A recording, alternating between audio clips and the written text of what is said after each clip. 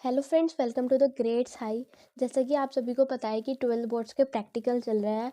जनवरी है, प्रैक्टिकल चल रहे हैं और बहुत के प्रैक्टिकल्स हो भी गए होंगे और कुछ के चल भी रहे होंगे। सो इस पर्टिकुलर वीडियो में मैं आपको बताऊंगी कि आपको क्या क्या पॉइंट का ध्यान रखना चाहिए अपने प्रैक्टिकल्स में, क्या क्या चीज़ें अवॉइड करनी चाहिए और क्या क्या चीज़ें अवॉइड नहीं करनी चाहिए किसी भी कीमत पर, जिससे आपके प्रैक्टिकल अच्छे हों और कोई भी मिस्टेक ना हो और आपको 20 में से 20 मार्क्स मिले।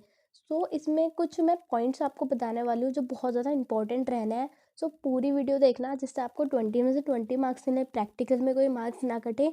इन पॉइंट्स को बहुत ही ध्यान रखना अपने प्रैक्टिकल्स देते टाइम। सबसे पहला पॉइंट मैं आपको बताना चाहूँगी आपके प्रोजेक्ट के बारे में। बहुत से बच्चे क्या करते हैं, जो अपना प्रोजेक्ट बनाते हैं वो दूसरों की कॉपी करके बनाते हैं। दूसरे बच्चे की कॉपी कर लेंगे और सेम टू सेम वही चीज़ें लिख देंगे। उन्हें ये नहीं पता होता कि उन्होंने प्रोजेक्ट में लिखा क्या है, अपनी फाइल में लिखा क्या है। आप ऐसी मिस्टेक मत करना। जो एग्जामिनर होता है वो एक किसी भी लाइन में से आपको क्वेश्चन पूछ सकता है।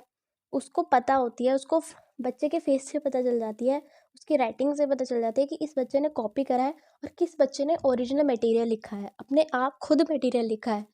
आपको ना एक एक लाइन अच्छे से समझ के जानी है। कॉपी करने की कोई ज़रूरत नहीं है। जो जो चीज़ें आपने अपने प्रोजेक्ट में लिखी हैं उसका मीनिंग बहुत अच्छे से समझ के जाना। एग्जामिनर या जो आपका प्रैक्टिकल लेगा वो आपसे कोई भी क्वेश्चन पूछ सकता है, किसी भी लाइन में से, किसी भी पर्टिकुलर टॉपिक में से क्वेश्चन उठा के पूछ सकता है। अपने प्रोजेक्ट के बारे में आपको पता होना चाहिए।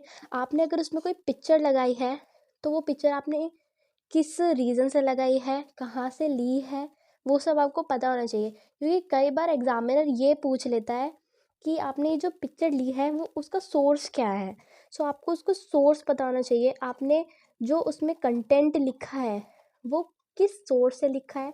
सोर्स जैसे कि आपने गूगल से लिखा है, बुक से लिखा है, आपने कोई चीज़ें ऑब्जर्व करी हैं, एग्जामिन करी हैं, उससे लिखा है। तो आपको कंटेंट के बारे में पता होना चाहिए। एग्जामिनर बहुत ही ज़्यादा पढ़े लिखे, अच्छे, इंटेलिजेंट होते हैं। वे क्वेश्चंस कहीं से भी पूछ सकते हैं। तो आप इस बात का ध्यान रखना, आप जो अपनी फाइल में लिख रहे हैं कोई भी बेमतलब का टॉपिक या बेमतलब की लाइन पॉइंट ना लिखें। जो चीज़ें रेलेवेंट है वो ही लिखें।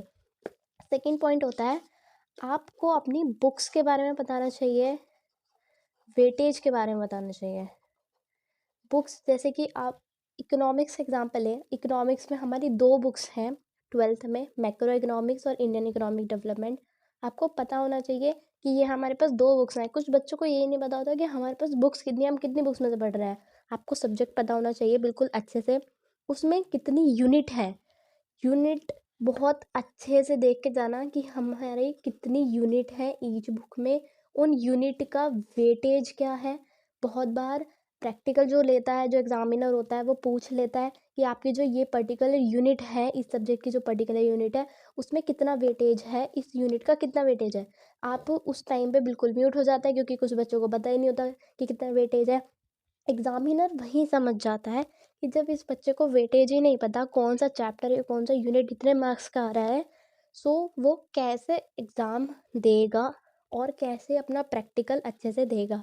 वहीं पे एग्ज़ामिनर या फिर जो प्रैक्टिकल ले रहा है वो मार्क्स कट कर लेता है। आपको 20 में से वो 10 मार्क्स रख देगा अगर आप अच्छे से आपको नहीं पता होगा कि आपकी बुक्स में कितना वेटेज है, कौन सा चैप्टर कितना वेटेज ले रखता है, कौन से चैप्टर एग्ज़ाम में कितने मार्क्स का आ सकता है। अब थर्ड पॉइंट देखते हैं। थर्ड पॉइंट होता है आपके एक्सप्रेशन। इतने बेकार एक्सप्रेशन बनाने की ज़रूरत नहीं है कि आपको कुछ आता ही नहीं है। आप सिंपली, अगर आपको कुछ नहीं आता, sorry ma'am, yes sir, please ask me the next question. आप उनसे कह सकते हैं कि आप कोई और क्वेश्चन पूछ सकते हैं, please ask me the other question और next question, I don't know the answer. ऐसे करके आप अपने क्वेश्चन को चेंज करवा सकते हैं। बेकार एक्सप्रेशन देने की कोई ज़रूरत नहीं है। आप उनसे ऐसे नहीं कहिएगा कि सर ये तो मैंने पढ़ा ही नहीं, ये तो मुझे आता ही नहीं, ये तो मैंने सुना ही नहीं। ऐसे बोलने की ज़रूरत नहीं है। आपको सिर्फ sorry, please ask me the next question और the other question, I don't know the answer but I want to know the answer. ऐसे करके आप एक अच्छा सी एक लाइन स्टेटमेंट उनसे दे दीजिए, वे आपको कुछ नहीं कहेंगे। ऐसे बेकार एक्सप्रेशन मारने की ज़रूरत नहीं है कि आपको कुछ भी नहीं आता, बिल्कुल पोलाइटली बैठना है आपको वहाँ पे, ठीक एक्सप्रेशन में बैठना है और कोई भी फालतू बात करने की ज़रूरत नहीं है। नेक्स्ट आता है, आप वहाँ पे जब आप प्रैक्टिकल रूम में जाएंगे तो सबसे पहले आपको ये नहीं कि आपको जाते ही वहाँ पे सीट पर बैठ जाना है या फिर उनको फाइल पकड़ा देनी है, ऐसा नहीं करना। आप वहाँ पे जाइए, सबसे पहले आप गुड मॉर्निंग विश कीजिए या गुड आफ्टरनून, जैसे आपको प्रैक्टिकल फर्स्ट शिफ्ट या सेकंड शिफ्ट में है। उसके बाद अगर वे बैठने के लिए बोले सीट पे तो थैंक यू बोलने के बाद ही आपको सीट पर बैठना है, चेयर पर बैठना है। और जब वे बोले कि take give me your practical file, तब तुम्हें प्रैक्टिकल फाइल देनी है, ये नहीं कि ज़्यादा उनके फेस पे रख दी और कि ये लो प्रैक्टिकल, ऐसे नहीं करना। आपको पोलाइटली वहाँ पे प्रैक्टिकल फाइल देनी है। ओके, फिफ्थ पॉइंट होता है कि लिसन केयरफुली।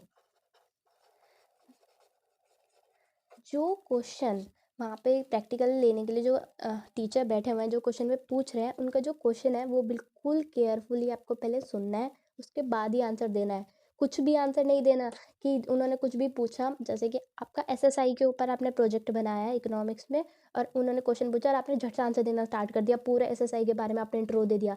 ऐसा नहीं करना है। सबसे पहले आपको बहुत केयरफुली सुनना है कि वो पूछना क्या चाह रहे हैं, उसके बाद 5 सेकंड का वेट लेके उसके बाद पूछना है। ये नहीं कि बिल्कुल म्यूट बैठ जाना या फिर बड़ बोलते जाना, ऐसा नहीं करना।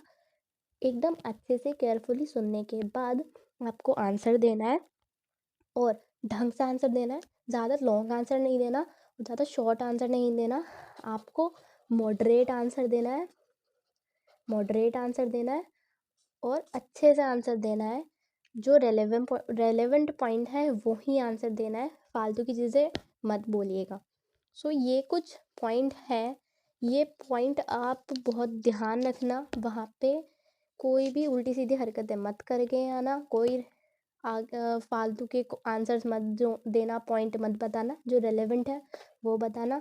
वहाँ पे जाके टीचर्स को सबसे पहले आपको विश करना है, वे बोलेंगे जब सिट डाउन तो आपको थैंक यू बोलना है। एक्सप्रेशन अपने सही बनाए रखना, आंसर नहीं आता तो सॉरी बोल देना और please ask me the next question और अदर क्वेश्चन बोल देना। ओके, जब आप वहाँ से जाएंगे, जब आप एग्जिस्ट करेंगे, तब आपको थैंक यू बोलना है दोनों टीचर को। एक आपका वहाँ पे सब्जेक्ट टीचर बैठा होता है और एक एग्जामिनर बैठा होता है जो आपका प्रैक्टिकल लेगा। उन दोनों को थैंक यू बोल के निकलना है वहाँ से, और बिल्कुल पोलाइटली, ये नहीं कि उल्टे सीधे जा रहे हैं, अच्छे से चल के जाना है। और आपने जो प्रोजेक्ट बनाया है उसमें एक एक लाइन आपको पता होनी चाहिए। सो इन पॉइंट को प्लीज़ ध्यान रखना जिससे आपको फुल मार्क्स मिले प्रैक्टिकल में। And wish you very happy nice day. Thank you.